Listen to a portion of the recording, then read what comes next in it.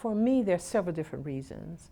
One of them, you can categorize these reasons into academic or learning. You can talk about psychological reasons. You can talk about social and political reasons. You can even talk about historical reasons. And I think the underlying message behind all of those is that issues of diversity are always present in our lives, whether they're individual lives or cultural lives or action lives, whatever the actions happen to be. So if that's indeed the case, and if you're talking about the educational enterprise, you want to make that much more effective and successful for students from different cultural frames of reference.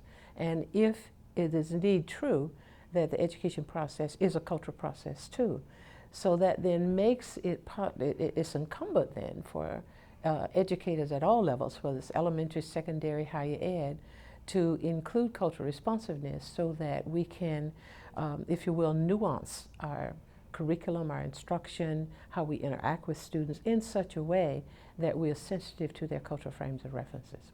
With the idea being is that as learners, we all, and as teachers too, the technical tasks that we're wanting to do, the information we want to, as instructors, transmit to students and we want students to learn, to master, those things are always filtered through some cultural lenses. And in most cases, that cultural lens tend to reflect the dominant group in society.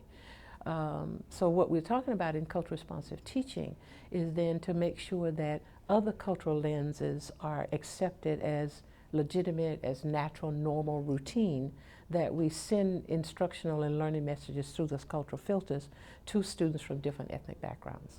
Whether those students happen to be of Asian, African, European, Native or indigenous or Latino heritage, because all of those folks then are socialized in different cultural frames of references that affect how they go about the learning process.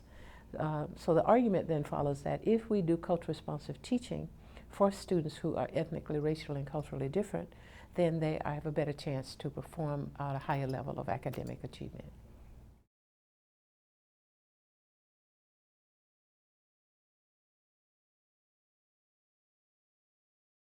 One of the biggest challenges is what I sometimes call the ethos of especially higher education, but it's true in K-12 as well. And those institutions have cultures too. And we have long customs and traditions in the academy, for example, that are contrary to cultural responsiveness. For example, in the academy, we think of there's a certain way to teach, and that way of teaching tends to be some variation of lecturing. And it's very difficult to find people in higher ed to do anything but lecture. But lecturing is not necessarily the best way for students from different backgrounds to learn. So I think one of the biggest challenges is to counter custom and tradition. And those things are so deeply entrenched in the institutional infrastructure that it's very, very difficult to change those. And teachers are socialized, professors, instructors are socialized into those frames of reference, into those norms, if you will. And in any circumstances, it's very hard to change your norms. It's very hard to change tradition and custom and habit.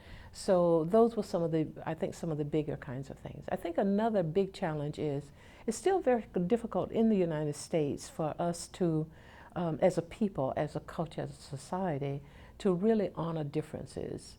Without feeling that if you deal with differences, somehow or another you are giving preferential treatment or deferential treatment to some and others and all of that. We find it difficult to just accept the fact that a difference is.